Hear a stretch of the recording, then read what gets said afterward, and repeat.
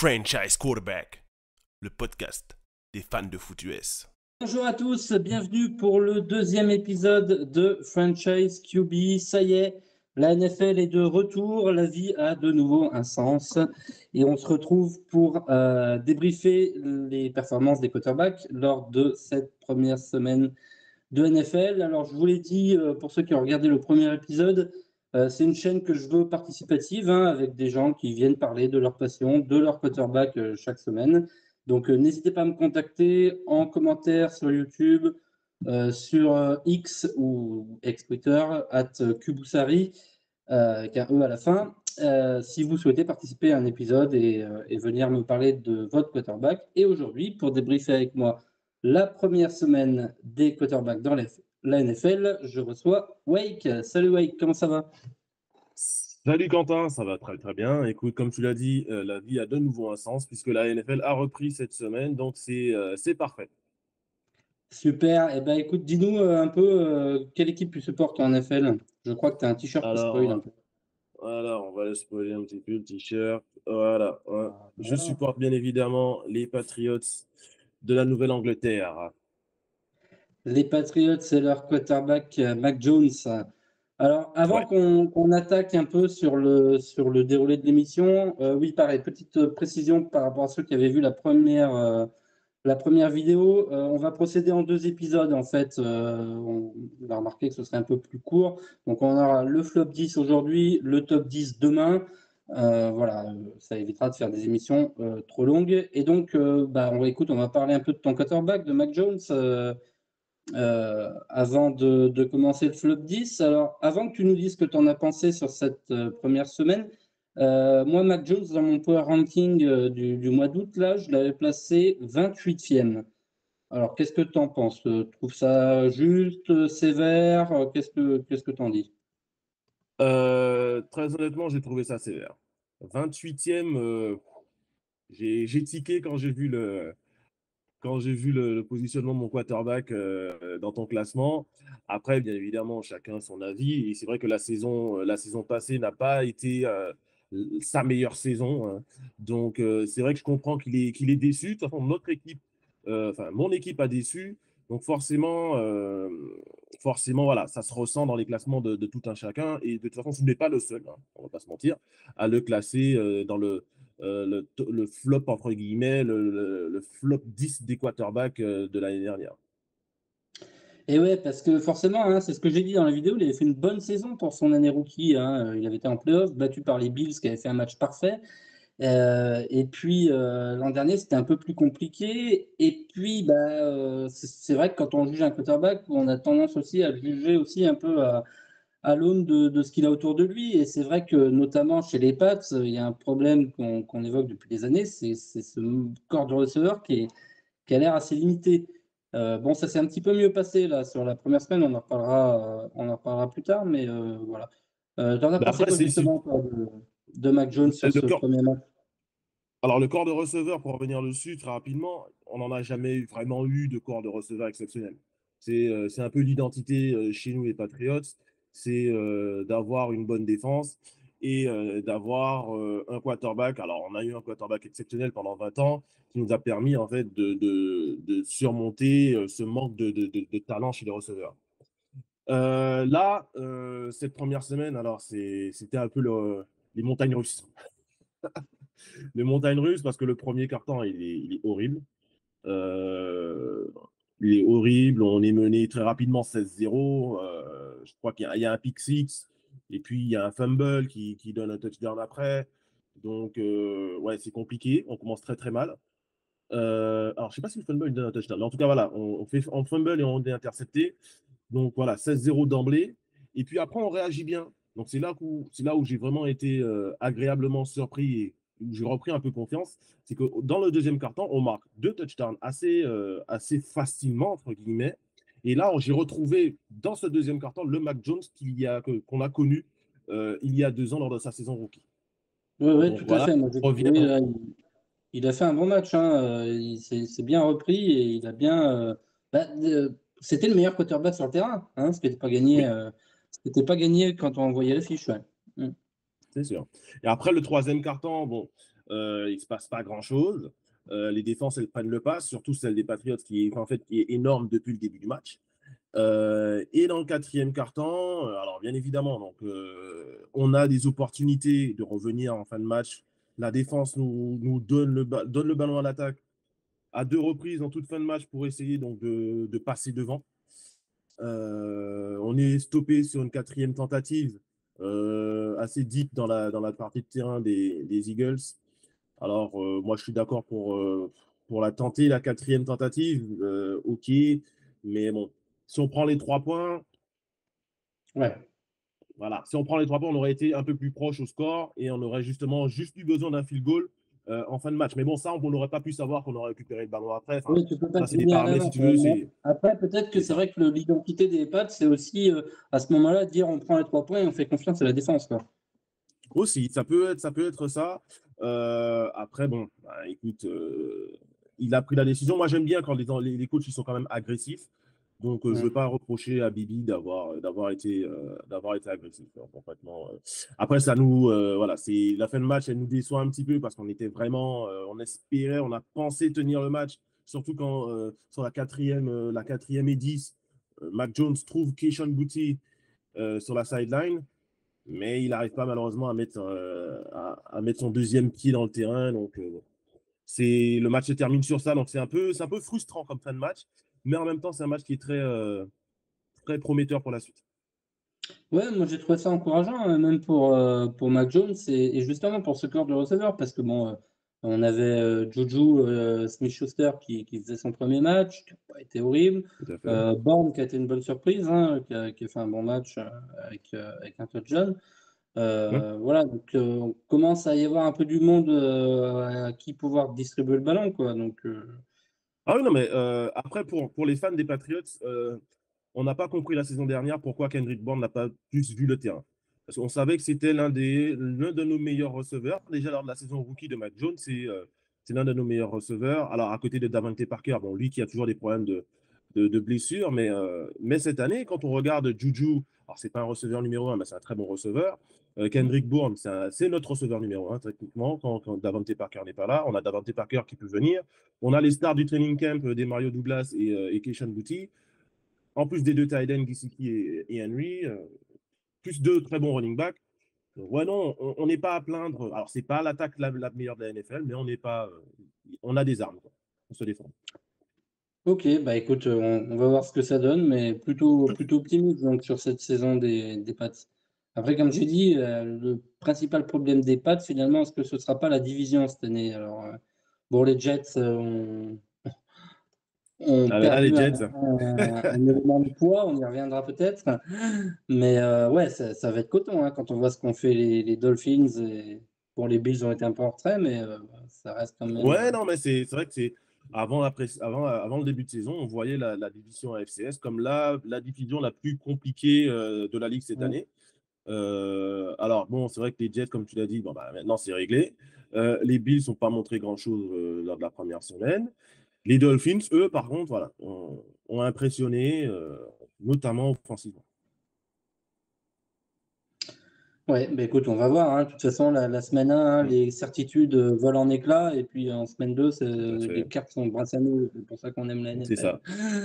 Allez, on C'est va ça. attaquer le thème du jour. Donc là, aujourd'hui, on va se concentrer sur le flop 10. Donc, alors, comment on va procéder? Je vais te demander déjà, alors peut-être pas tout ton flop 10, mais quel est pour toi ton flop 1, ton pire quarterback de la semaine, ce serait qui?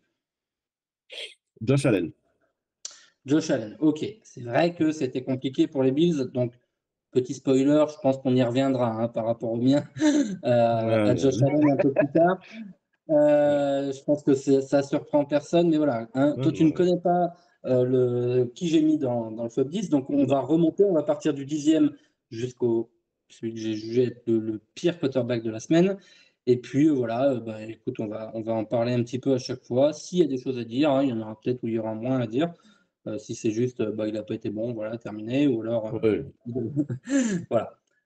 Alors, on attaque numéro 10 de ce flop 10. Alors, j'avais quelques noms, hein. J'ai un petit peu hésité. Et puis, je me suis arrêté sur Lamar Jackson.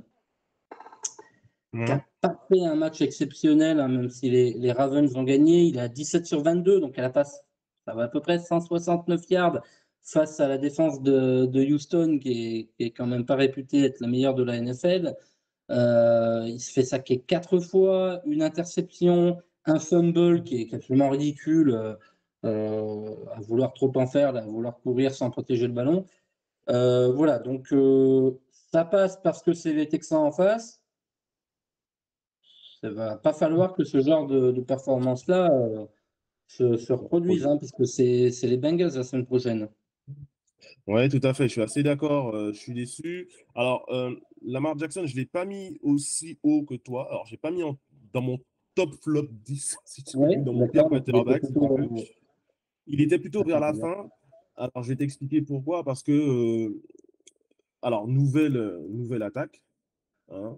Il a beaucoup de nouveaux joueurs autour de lui, notamment le rookie Zay Flowers, qui a été bon, lui, pour le coup. Odell Beckham Jr., Oui. qui a 2 catchs, je crois, dans le match. Il a un nouveau coordinateur offensif, donc c'est une nouvelle philosophie offensive. Et puis, toi, tu dis que la défense des Texans est la meilleure de la NFL. Alors, c'est pas la meilleure de la NFL parce que l'attaque est pourrie, pour le coup. Oui, donc il court souvent Mais sur le terrain, c'est ça. ils sont souvent sur le terrain, mais c'est une équipe qui est jeune et qui a de bons joueurs en défense, hein. Ah, mais Stingley, moi, Pitré, c'est solide, même je la suis ligne d'accord défensive, sur elle est les belle. Texans parce que moi j'avais dit, alors, les bookmakers les voyaient finir enfin deuxième à la draft, donc Oui. deuxième pire bilan de l'année derrière les Cardinals. Ça nous arrange bien parce qu'on a les deux, on a leur choix de premier tour l'année prochaine. Euh, Ah oui, c'est vrai, et c'est vrai. moi j'avais dit que je les voyais plutôt au niveau du top 10 de la draft, quoi, 9, Mm. 10e de la draft. Donc je les vois pas être si catastrophiques que ça. Et puis bon, voilà, ils ont fait des bons investissements. Euh, mais bon, ça reste quand même une équipe jeune et avec un quarterback Tout à fait. inexpérimenté. Et sans vraiment de Donc, receveur numéro 1, le quarterback rookie, hein. Il est là le mm. problème aussi. Alors, ils vont avoir un bon running back, un bon running game avec Damian Pierce. Mais en termes de skill position au niveau des receveurs, c'est un peu limité, malheureusement. Et ouais, ouais, et puis donc là, je regardais, tu me parlais, ils vont avoir un bon jeu de course. Alors, ils sont derrière une grande partie du match, donc ça explique un peu ça, mais c'est Jeff Stroud, on lui a fait lancer 44 ballons. Ouais, 44 ballons, en fait. c'est pas Euh, c'est ça. c'est compliqué, C'est hein. pas la recette de la réussite, ça. Et il n'a pas été déshonorant, je trouve, CJ Stroud, parce que on avait le doute le concernant, c'était un peu sa capacité à gérer la pression. On l'avait vu à l'université, un peu en pré-saison, euh, avoir tendance à paniquer très vite, quoi, dès qu'il y a de la pression. Donc la ligne va être déterminante le concernant, mais il a fait un match assez honorable. Enfin, c'est une bonne défense, les Ravens. C'est ça, et puis c'est un rookie, donc c'est son tout premier match NFL face à ce qui va être l'une des meilleures défenses de la ligue. Donc, non, non, c'est tout à fait honorable, comme tu dis. Ok, alors Lamar Jackson, donc j'avais numéro 10. Numéro 9 de ce flop, j'ai placé Justin Fields des Chicago Bears parce que alors il avait fait un bon début de match. Ses stats à la passe n'étaient pas déconnantes. Il lance quand même pour 216 yards. Bon, dans un backfield défensif de Green Bay qui est peut-être pas pareil le meilleur de la ligue. Mais ce que je lui reproche, c'est cette tendance à. Il veut trop en faire, quoi. Alors, j'adore ce style de jeu, hein. Moi, je suis fan de Kyler Murray, donc tu te doutes bien que Justin Fields, c'est le genre de feu follet qui Voilà. court partout, là. Mais, mais c'est trop, quoi. Et des moments, ça devient caricatural. C'est je vais sauver le truc à la course. Alors, ce qu'il fait, hein, il y a des fois des trucs en troisième et longue où il va courir pour s'en sortir, obtenir un première tentative. Mais il faut que le jeu soit plus équilibré, hein, du côté de Chicago. Moi, j'ai été déçu de cette équipe des Bears, hein. Ouais, moi Euh, aussi, c'est mon équipe un peu surprise de l'année normalement. Justin Fields, alors moi, comme je dis, j'aime bien le dire, I believe in Justin. Mais pour le coup, après, il faut remettre aussi les choses. Enfin, je vais chercher des excuses parce que, alors moi, il est dans mon flop 10, hein, je ne vais pas te mentir. Alors, il n'est pas aussi haut. Pareil, il est un peu au milieu, dans le ventre mou du flop 10. Parce qu'encore une fois, quand j'ai regardé Chase Claypool, voilà, ce qu'il produit sur le terrain, aucun effort. Je ne sais pas si les appels de jeu lui font du bien à Justin Fields ou le mettre dans une position de faire ce qu'il faut ou de pouvoir réussir. Donc il y a ça aussi à prendre en compte. Il n'est vraiment pas aidé. Alors il y a DJ Moore et Khalil Herbert qui l'aident au niveau du jeu de course, et Deontay Foreman aussi. Mais sinon, le pauvre, s'il fait du hero ball, comme on dit, ben, c'est parce que c'est lui le super-héros de l'équipe, quoi.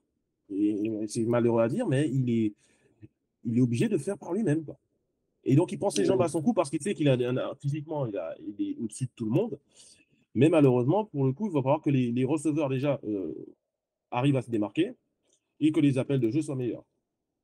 Et c'est ça, ouais, je pense qu'il y avait un problème au niveau du coaching. Peut-être aussi qu'en effet, il partait parce qu'il voyait rien de disponible. On verra ce que donne DJ Moore, qui a fait quelques réceptions sur ce match. Mais Ouais. ouais, voilà, ce côté super-héros, ça va pas. Enfin, voilà, il faut que ce soit avec plus de parcimonie, hein. Surtout quand tu vois que Jordan Love, la performance qu'il fait en face, alors peut-être quand tu vas en parler dans ton top après, mais la performance qu'il fait en face, voilà, c'est pas du tout. Quand tu compares les deux, ouais, tu restes un peu sur ta faim avec Justin Fields. Parce que de l'autre côté, lui, bah, après, il a l'idée. Hein, Aaron Jones, ça aide. AJ Dillon, ça aide. Un head coach offensif, ça aide. Et ouais. Voilà. Ok, on continue, on remonte un petit peu. Alors, je reviens juste sur un truc que tu as dit. Je rappelle que là, on part du fond du flop 10 pour arriver vers le pire, hein. Donc, voilà, mon 10e pire, c'était Lamar Jackson. Mon 9e pire, entre guillemets, c'était Justin Fields. Ensuite, en 8, j'ai mis Kenny Pickett.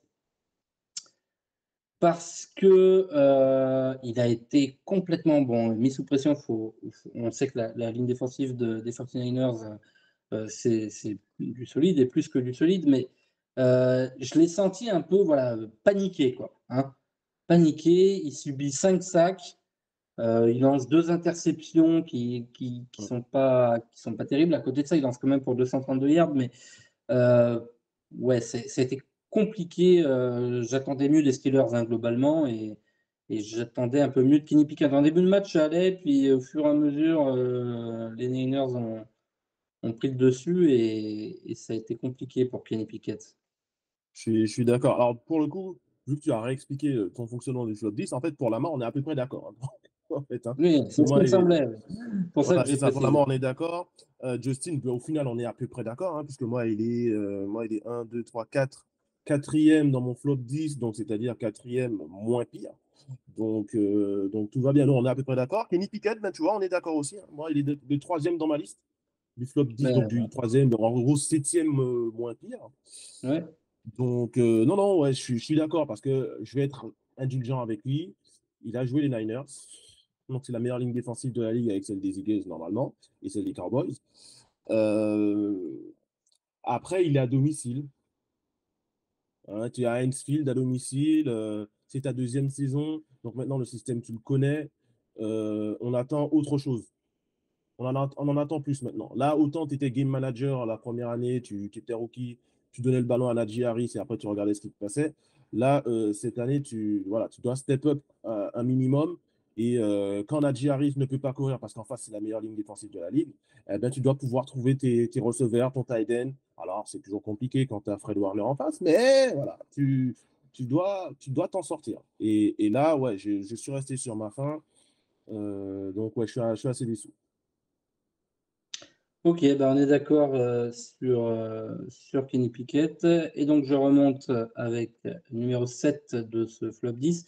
Lui, il n'a pas l'excuse d'avoir une des meilleures défenses face à lui en face, parce qu'il a joué contre les Cardinals. Et c'est Samuel que j'ai placé là parce que il a failli coûter le match, hein. Mine de rien, cette défense des Cardinals que tout le monde annonçait comme la pire de la ligue, elle a Oui, été moi aussi. plutôt là. Il y a eu des jeux, hein. Il y a eu des jeux. Ouais. Zaven Collins a vraiment pesé. Il y a un touchdown défensif. Et voilà, il a été sous pression en fait, et Bon, il marque un touchdown à la course, où franchement, là, c'est un errement défensif en face parce que moi, je l'ai annoncé 10 minutes avant, quoi. Le touchdown, on le voit venir et personne ne va sur lui. Enfin, bon, bref. Il marque un touchdown à la passe qui est voilà, c'est pareil, c'est un peu la défense qui lui donne, même si, bon, voilà, il faut le trouver. Bon, Mais voilà, c'est ça. C'est ça. ouais, globalement, trop mis sous pression et ça a failli coûter le match aux Commanders. Moi, j'avais dit hein, que je ne pensais pas que les Cardinals euh, prendraient une tannée contre les Commanders. Je pense qu'on voilà, on sera pas favori on sera favori dans aucun match en fait cette saison quasiment. Mais les Commanders, c'était peut-être un de ceux qui étaient prenables et ça, voilà, on a presque failli y arriver. Ouais, alors, je ne l'ai pas mis dans mon flop, ni dans mon top d'ailleurs. Il va faire partie de ces quarterbacks qui sont entre les deux. Ouais, voilà, entre nous, Euh, ouais. et ça. Alors, pareil, même principe, je suis indulgent. C'est son deuxième match en tant que titulaire, parce qu'il avait joué, je crois, le dernier match de la saison dernière. Là, c'est son premier match dans la saison enfin, cette saison. Week 1, premier match à domicile. C'est son deuxième match à NFL en tant que titulaire. Ouais, je vais pas faire voilà, je vais pas faire le difficile. Même si en face c'était les Cardinals, c'est que c'est pas la meilleure équipe de la ligue. Pour moi, j'ai été encore plus déçu d'autres quarterbacks qui sont eux des vétérans. Lui, c'est un bleu. Donc, je lui laisse encore Oui, le bénéfice.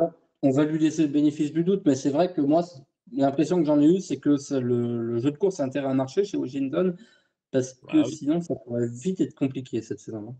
Ouais, ouais. Ouais, mais que ce soit Antonio Gibson, alors lui qui a fumble le ballon, je crois, il a relâché le ballon à un moment, Antonio Gibson. Ça va se jouer avec Brian Robinson Jr. et Antonio Gibson. Il va falloir qu'eux, Ouais. ils puissent gagner des yards à la course pour permettre ensuite de trouver Jay Dodson et Terry McLaurin sur les côtés. Et oui, parce qu'il y a du monde, hein, il y a du monde à la réception. Hein. Curtis Samuel aussi. Donc, Tout à fait. voilà, il y a des cibles. Hein. Allez, on remonte un peu. Numéro 6. Finalement, peut-être le pire des rookies, alors que c'était le premier choix de la draft.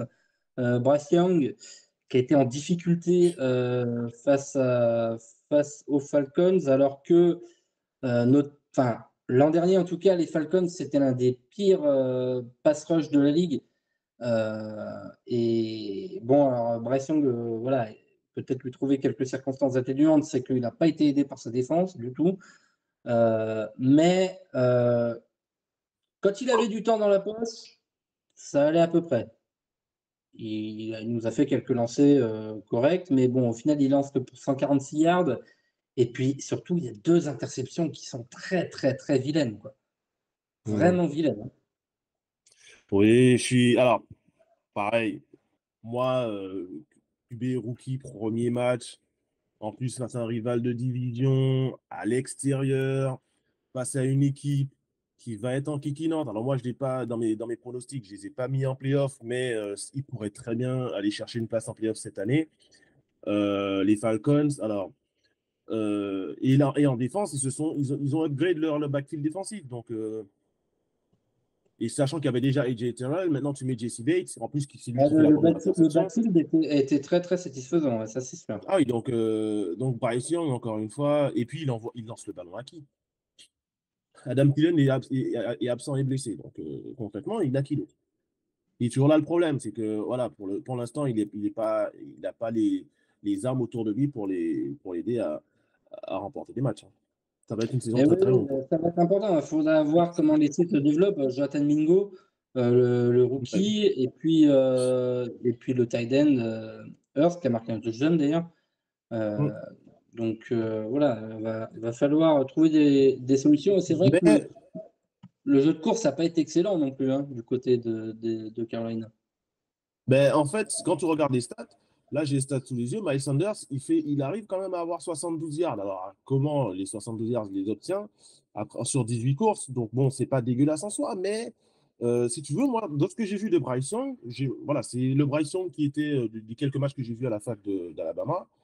Il était quand même, tu vois que quand il lance le ballon et qu'il est sûr de lui, c'est fluide. Hein.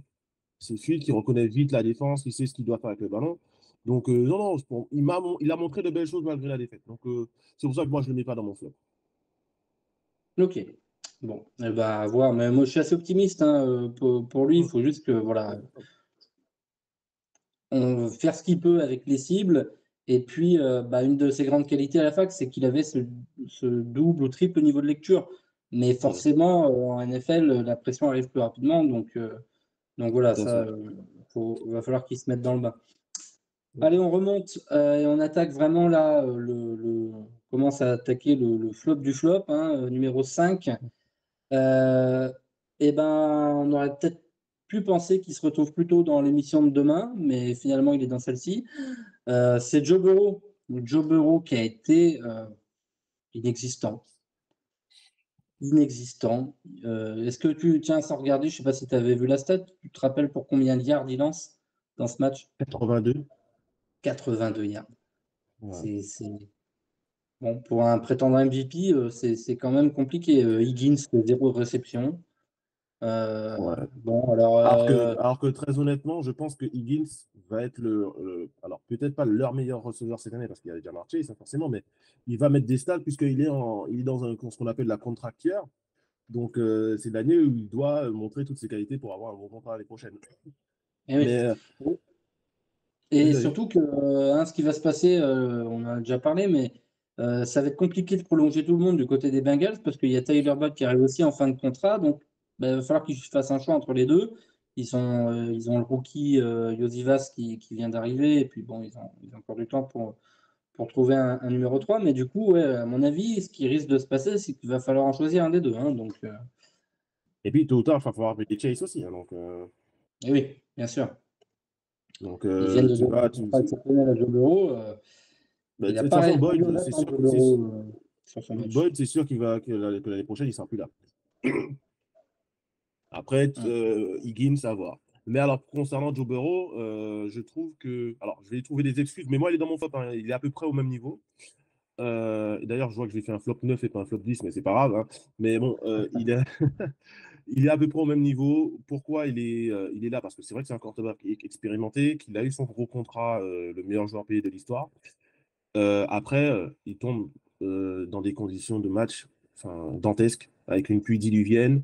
Et sachant que lui, il a des petites mains, ça joue contre lui. Le fameux, Voilà, donc, dans des les conditions, fameuses il n'est pas tout fait pour réaliser un bon match. Physiquement parlant, il n'a pas les mains pour tenir le ballon, je crois. Et en plus, quand tu as une ligne offensive qui n'est pas capable de stopper Miles Garrett, ça pose problème. Et derrière chez Cleveland, en défense, c'est très solide. Donc, oui, oui, je pense que c'est donc solide. bon, et donc tu es à l'extérieur. Il y a des circonstances atténuantes. Mais il reste quand même dans le flop parce que c'est le joueur le mieux payé de l'histoire. Et oui, oui, oui, il vient de signer son contrat là, donc c'est sûr que il va falloir le justifier maintenant. Hein. Il va falloir C'est le ça. justifier. Ok, on continue à remonter vers le pire joueur entre guillemets de la semaine. Je pense qu'on va commencer à avoir plus ou moins les mêmes là dans le flop 4 quand même, parce que moi j'en vois 4 qui n'ont vraiment, vraiment pas été bons. Et alors en voyant le match, je ne pensais pas qu'il serait si bas, je pensais qu'il serait un peu plus haut, mais il y en a 3 qui ont réussi à être encore plus mauvais. C'est Joshua Dobbs hein, des Cardinals. Euh, enfin, non, enfin, je sais pas. Hein, il fait 2 fumbles catastrophiques hein, qui coûtent le match hein, finalement parce qu'il rend la balle. Et bon, alors, ok, comment dire, le corps de receveur des Cardinals est pas non plus exceptionnel, mais il y a quand même des Moi, joueurs qu'on qui ont puisse montré dire. un petit peu. Rondell Moore et puis Hollywood Brown qui a fait ses réceptions. Mais alors, en fait, depuis tout à l'heure, je sais pas, vous me voyez peut-être la tête ailleurs, je cherche les stats de Josh Dobbs, j'arrive pas à retomber dessus. Mais Ah bah, je voilà, les ai trouvés, t'inquiète pas. il- voilà, c'était pas suffisant. Hein, c'était pas suffisant, clairement. Euh, Ouais, et c'est alors, dommage moi, parce que. Vas-y, finis. Bah, ouais, non, juste pour dire que c'est dommage parce que je pense que ce match-là, encore une fois, il était prenable pour les Cartes. Il était prenable Ouais, je suis et d'accord. Vous avez laissé passer votre chance sur ce match-là. C'est vrai que vous auriez pu prendre un match. Après, le but, c'est pas d'en gagner beaucoup, hein. Mais, non, non, vous auriez pu prendre le match. Après, Josh Dobbs, voilà, je vois, il a 21 sur 30 pour 132 yards. Ok, 0 touchdown, 0 interception, mais voilà. Il y a deux fumbles, quoi. C'est pas des stats folles. Deux C'est pas des fumbles stats pour faire. folles. Les 2 fumbles perdus, c'est vrai. Alors, pareil, c'est son premier match dans une nouvelle équipe. Il est arrivé il y a 10 jours. Euh, ouais, j'ai quelqu'un d'autre à sa place, si tu veux. Moi, à sa place, attends que je reprenne mon flop. Moi, à sa place, j'ai déjà mis en fait Daniel Jones. Ok, Tu vois, mais parce que il nous reste encore les trois pires à évoquer. ouais, j'ai envie de voir ce que tu vas me dire pour la suite parce que je suis curieux. Tiens. Ah, donc il y en a un, ça veut dire qu'il y en a un que tu as dont j'ai pas encore parlé alors. Très certainement. Ah Très bah, écoute, certainement. on verra. Je pense du coup que je vois qui c'est, mais bon, on en parlera éventuellement. Bah écoute, on continue à remonter. Numéro 3, j'ai mis Ryan Tannehill parce que c'était pénible à voir cette attaque des Titans. Et en fait, alors tout à l'heure, je parlais de Justin Fields qui forçait trop à la course. Et là, je pense qu'il y a eu un énorme problème de coaching. C'est-à-dire qu'on a entendu pendant toute l'intersaison, les Titans, ça va changer, on va arrêter de donner 40 ballons par match à Derrick Henry. Regardez, on a signé DeAndre Hopkins, on va pouvoir passer le ballon. Et en fait, j'ai eu le sentiment, moi, qu'il forçait trop là-dessus.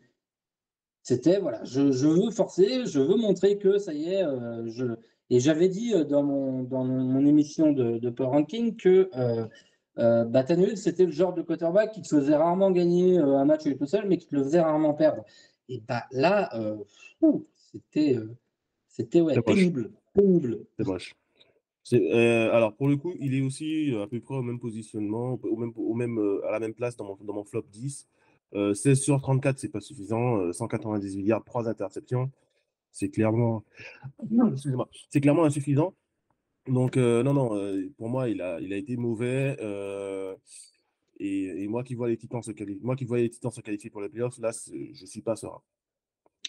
Oui, bah, je pense ils vont retomber un peu sur terre, mais, parce que mine de rien, il faut quand même souligner qu'il manque de pas grand-chose de le gagner ce match.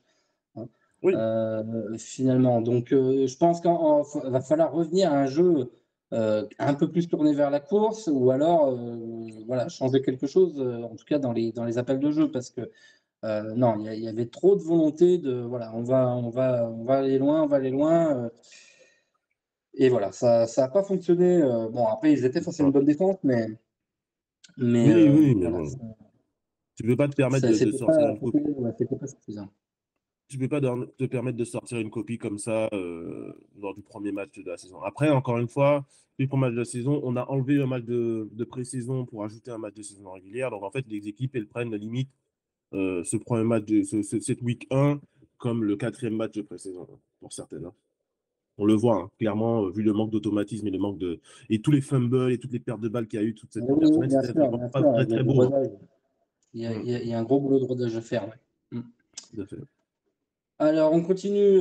Numéro 2 de ce flop, toi, tu l'avais numéro 1, moi je l'ai numéro 2. Josh Allen, euh, c'est pareil, il donne le match. Hein. Il donne le match. Hein.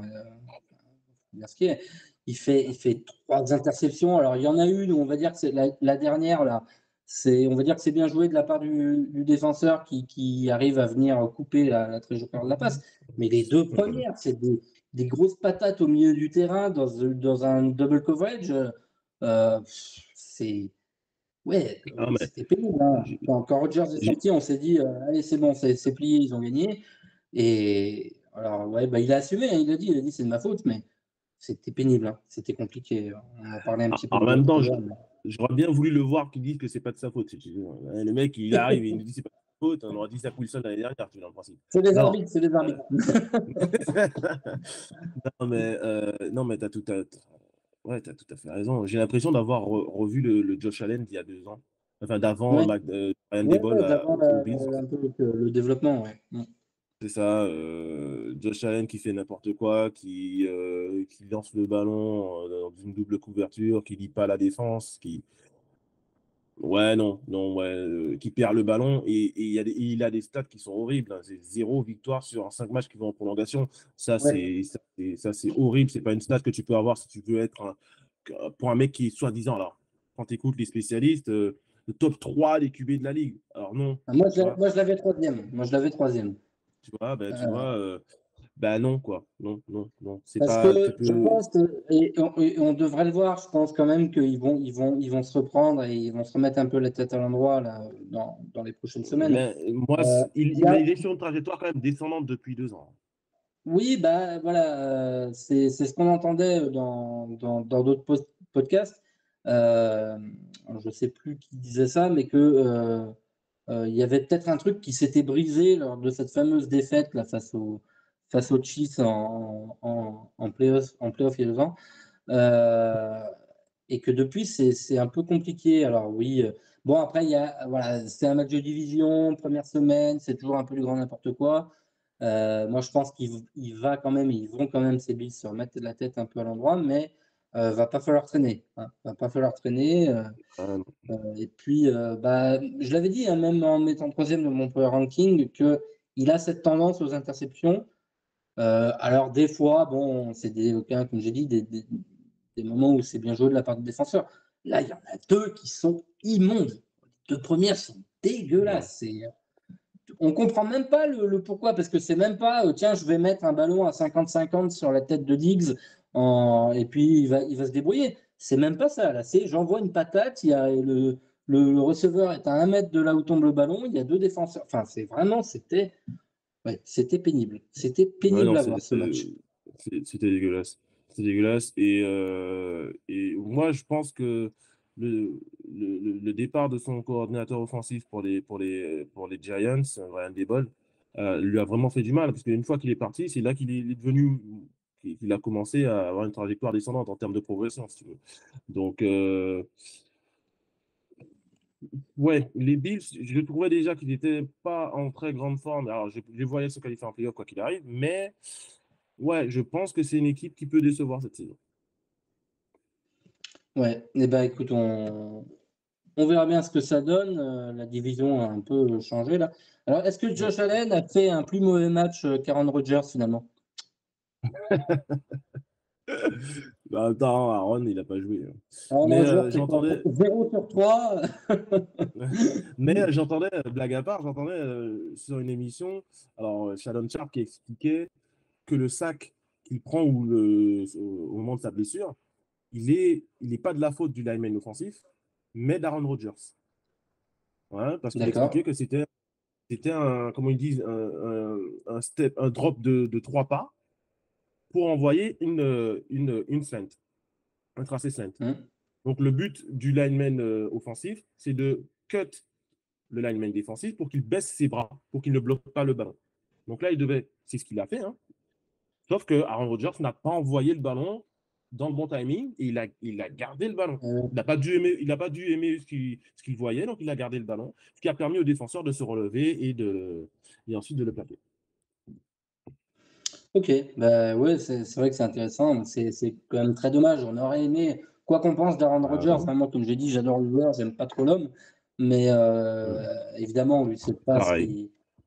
Alors, il y a un quarterback dans la ligue à qui j'aurais bien souhaité qu'il lui arrive ce qui est arrivé à Aaron Rodgers, mais j'ai dit que j'en parlerai pas. Et il a gagné son match en Non, plus.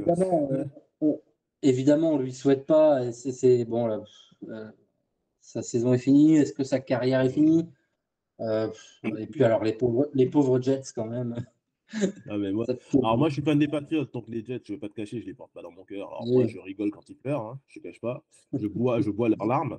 Mais, mais c'est vrai qu'en tant que fan de NFL, moi, j'aurais préféré qu'Aaron Rodgers ne se blesse pas. D'accord. C'est vrai que c'est plus intéressant, plus il y a de bons joueurs, plus c'est intéressant, Et concrètement. oui, forcément. Euh, Là, les Jets, c'est vrai qu'ils n'ont pas de chance, quoi. C'est incroyable cette franchise, tous les malheurs qu'ils ont. Ça en devient risible. C'est comme les Browns, ça, c'est risible ce qui arrive à ce genre d'équipe. Ils trouvent une façon de décevoir d'une façon ou d'une autre, quoi. Et de mettre d'une façon nouvelle à chaque fois. C'est toujours quelque chose de nouveau. C'est jamais la même chose. Ils innovent dans leur façon de se gâcher, tu vois. Et là, toute la hype qu'il y avait avec Hard Knocks, etc., Et quand tu vois ça arriver, bah, tu rigoles. Tu rigoles. Bon, c'est vrai que là, c'est pas de la faute du front office des Jets, parce que Non, non, non, bah non, faire c'est. venir Aaron Rodgers, ça se défendait. Dans une franchise, Ah oui, on tout à a fait. dit ils sont un quarterback 2, ils sont un quarterback 2. Bah là, ils l'avaient le quarterback. Mais bon. Ah, oui. Alors, qu'est-ce qu'ils vont nous faire? Est-ce que Zach Wilson va repartir titu? Est-ce qu'on va faire venir, je sais pas, un Carson Wentz, un Matt Ce qui est, Ryan, un ce qui est sûr, Colin c'est que pour la Kaepernick? pro- ce qui est sûr, c'est que pour la week 2, ce sera Zach Wilson. Alors, en fonction de Oui, sa bien sûr. performance, ils vont peut-être faire venir. Alors, je pense que quoi qu'il arrive, ils vont faire venir un quarterback vétéran. Mais en fonction de la performance de Zach Wilson, voilà, ils vont peut-être Oui, le peut-être un quarterback titulariser pour être remplaçant de Zach Wilson ou au pour jouer à départ. sa place. Au départ, mais si on voit que Zach Wilson ne tient pas la route, il va très vite être remplacé comme ils l'ont fait l'année dernière. Ils n'ont pas hésité à le faire. Bien sûr, bien sûr. Hmm. Alors, j'ai lu un truc, je ne sais pas si tu l'as vu passer, parce que c'est sur un serveur Discord, on est tous les deux. Je crois que c'est là-dessus que j'ai vu passer ça. Quelqu'un qui disait bah, ils ont qu'à motiver Tom Brady parce que comme ça, il humiliera un peu plus Aaron Rodgers.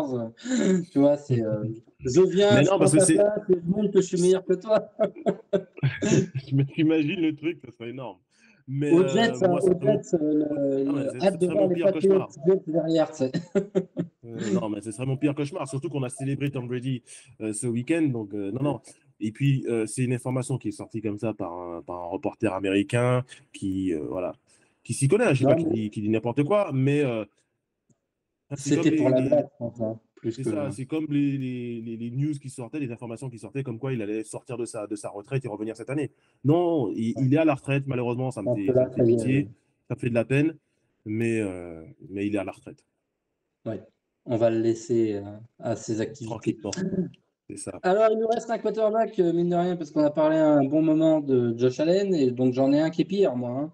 Attends, Bah attends, forcément. excuse-moi de te couper. Excuse-moi de te couper. En plus, imagine s'il revient, il est en partie propriétaire des Raiders. Ce serait complètement fou. J'ai compris l'intérêt. J'ai compris l'intérêt. Voilà, ce bazar. C'est clair. Bon. Ouais, donc j'ai un quarterback qui est pire, hein, numéro 1 de ce flop. Bon, du coup, là, je pense qu'il n'y a pas trop de suspense. Pff, Daniel Jones. Daniel Jones.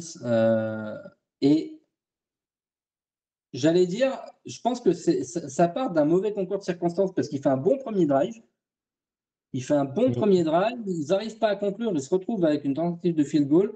Et alors là, c'est bloqué, retourné pour 6 points en face. Et puis alors là, la dégringolade, quoi. La dégringolade, C'est deux incroyable. interceptions, 7 sacs, 15 sur 28 pour 104 yards.